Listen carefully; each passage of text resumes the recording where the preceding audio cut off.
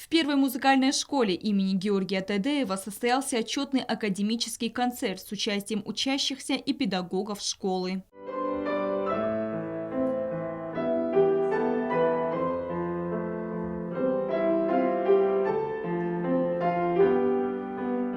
Учащиеся разных отделений демонстрировали игру на разных музыкальных инструментах. Были исполнены произведения осетинских, русских и зарубежных композиторов.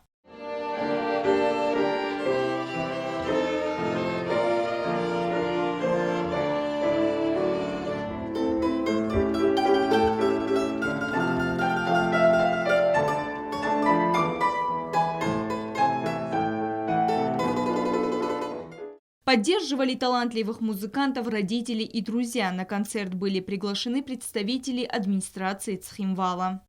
Молодцы, наш завтрашний день в музыкальном, в культурном направлении очень хороший.